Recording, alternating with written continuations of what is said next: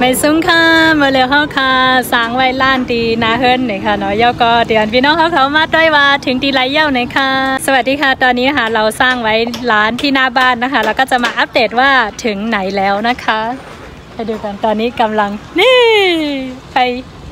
เยอะมากแล้วใกล้เสร็จแล้วเนี่ยถึงครึ่งแล้วยังไม่ถึงกับว่าเสร็จใกล้ถึงครึ่งแล้วค่ะก็ไปเย่าก่อนค่ะเนาะจำเตยเย่าค่ะนะคะในก็เป็นพี่น้องอันมาจอยเฮ็ดก่อสร้างล้านใหม่เฮ้าเนี่ยค่ะวะเนี่ยจำเตยเย่าค่ะโต๊ะครึ่งเนาะค่ะเนี่ยโต๊ะครึ่งเย่าค่ะในว่ากับเดียวกัดด้วยอ่อนพี่น้องเขากัดด้วยตั้งเนื้อค่ะเนาะเดี๋ยวตอนนี้นะคะใกล้เสร็จแล้วก็เดี๋ยวจะพาทุกท่านขึ้นไปดูด้านบนว่าเป็นยังไงค่ะเดี๋ยวอันกัดด้วยตั้งเนื้อค่ะว่ะเดี๋ยวจะพาทุกท่านขึ้นไปดูด้านบนนะคะหรือว่าตั้งใบยับขึ้นเนี่ยพอขึ้นป๊อกไม่วันตั้งสุดเลย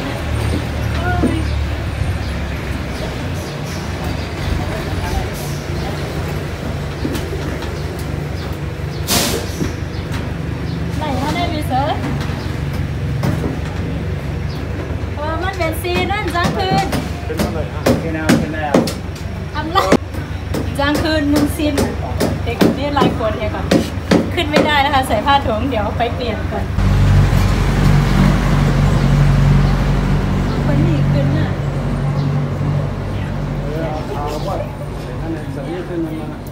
ใจวะอย่างนั้นนะวะ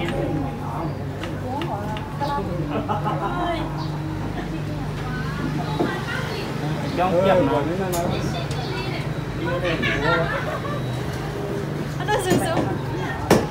มาชู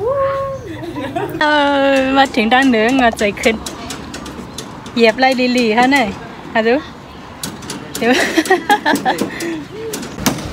กดดอกเหรอ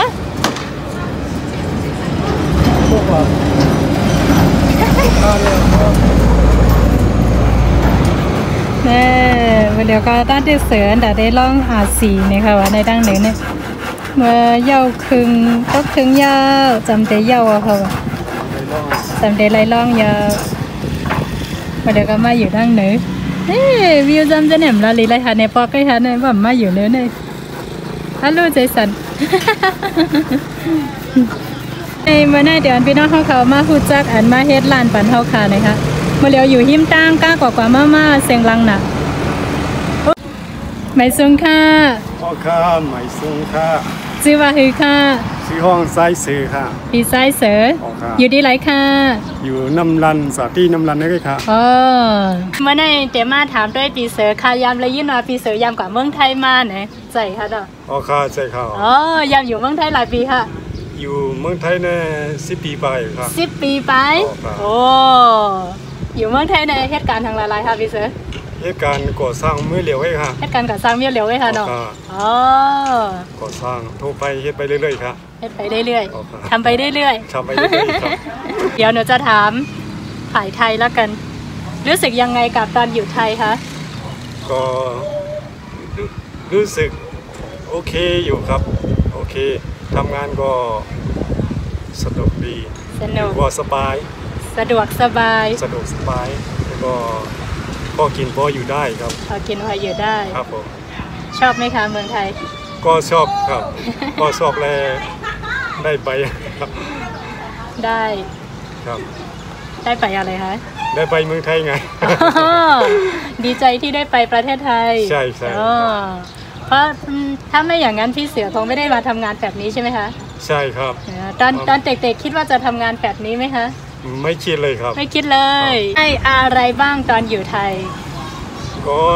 ไลอีสังลายค่ะเมื่ออยู่เมืองไทยเนี่ยไร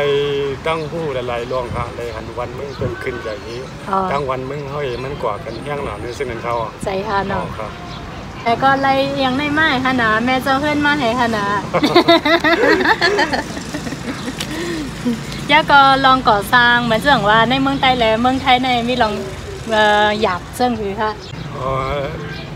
การงานค่ะเนาะการงานได้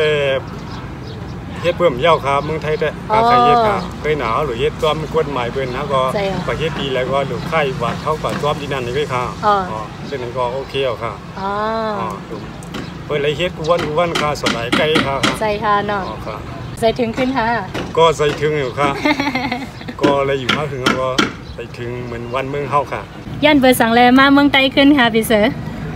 ยันเปิดใส่ถึงเมืองเฮาเฮือนเฮาใส่ถึงพี่ใส่ถึงน้องใส่ถึงไอ้ก่อนนี่ก็เลยเฮ็ดความบักมาปรุงใส่ถึงเฮือนในคันนั่นน่ะนั่นค่ะได้เฮ็ดปรุงส่วนตัวเขาหัดได้อะไรวะค่ะต่างเด็กขึ้นกับเมืองไทยขึ้นค่ะก็อันกว่านี่ก็ว่างเขาอันจังหวะกว่าก็สามีติดตั้งก่อกันเลยเจ้านั้นค่ะเนาะเหมือนกันค่ะว่าไหนว่าป่าไปกับจ้อมกันค่ะเนาะมาอยู่เมืองไต้ขึ้นเป็นหือค่ะมาอยู่เมืองไต้ขึ้นก็ขึ้นอะไรมาเหตุการณ์ก่อสร้างอยู่เส้นไหนก็มีพี่น้องไต้ก็มาบันเทิงเสียละเอียดอยู่เมืองเขาเนี่ยได้เขาก็เลยครับเมาต่อกับเจ้าของเพื่อนกับเดี๋ยวขนาดนั้นมาอยู่เมืองไทยเดิมไรครับขนาดเนาะมาอยู่เมืองไทยได้เป็นหลายสิบเลยนะเขาก็บอกว่าเขาใส่คนไทยเนี่ยนะเขาเป็นฮักเขาว่าเลยใจค่ะเปิดมาจูปีเสือในลองออกแบบนั่นจะในไผ่เฮ็ดปันค่ะปีเสือลองออกแบบว่าใครเฮ็ดเพื่อนปุ่มสามซึ่งในขนาดนั้นออกค่ะออกแบบแค่ก็เอาใส่เสาเพื่อนว่าขนาดเพราะว่าเสาเพื่อนเกี่ยวปุ่มสามซึ่งไหนเนี่ยเขาเนี่ยก็ตอนที่ซอยเป็นไรตาซ้ายอยู่ตาซ้ายสแกนอัพสั่งสิ่งที่ในก็ไรค่ะใจออกแบบปันทั้งก้อยมาปก็เจ้าเพื่อนเตะออกแค่ก็มาปันเขาค่ะไปหนาอันเท่าให้ปีเสือมาเฮ็ดไหนได้เท่าให้ปีเสือสเก็ตมาไม่ก็ว่าอันที่เจ้าเพื่อนออกแรกเขาก็ขมู้ไผ่หรอเมื่อเขาได้ใจยไปเขาก่อนนี่น้ำมันเขาให้เขาพูดอะไรที่ซื้อใจค่ะคือหนึ่งหลังคือเสียงหนึ่งหลังคือในแต่ละเฮ็ดห้องขั้นไว้ตั้งเลยตั้งนี่ก็เขาก็สแกนอัพซอยมาจนแต่ซ้ายมาจนให้เสาเฮือนหู้จนกำอยู่อะไรค่ะแล้วก็คืนเดียวหมอลมใจคืนคืนเดียวหมอลมอ่ะเหมือนมือเขาก็เล็กเขาไกลคืนพักตนพักที่เพราะว่าคืนเดียวก่อมจังลงเหมือนกันก็อย่างกันนี่ก็คืนเฮือนเดียวก่อมจังลงเดี๋ยวหน่อยอะไรลงดังในเฮือนหนอเนี่ย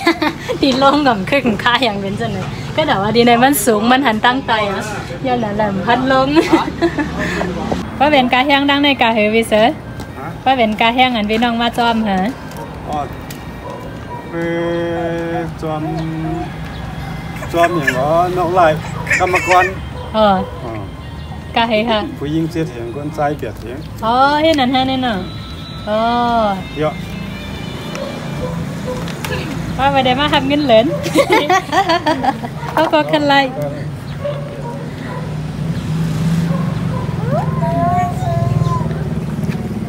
กาแห้ง1 วันก็เป็นผู้หญิง7 เพลงก็เป็นก้นใจทำ8 เพลงทางนี้นะคะถ้าเป็นผู้หญิงนะคะประมาณ 8,000 จัดแต่6-7,000 จัดถ้าเป็นผู้ชาย 8,000 จัด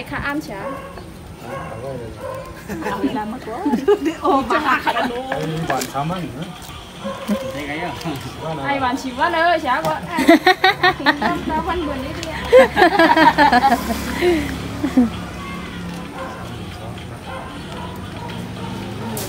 สุขายามในได้เฮ็ดเสียงใหม่ไว้ค่ะแลมบอสไลออกกะตั้งไหลค่ะย้อนเป็นนั้นแลมบอไลเฮ็ดวิดีโอลงนี่ค่ะช่วงนี้ก็ไม่ค่อยได้ไปไหนเลยแล้วก็ไม่ได้ทำอะไรเลยนะคะแล้ว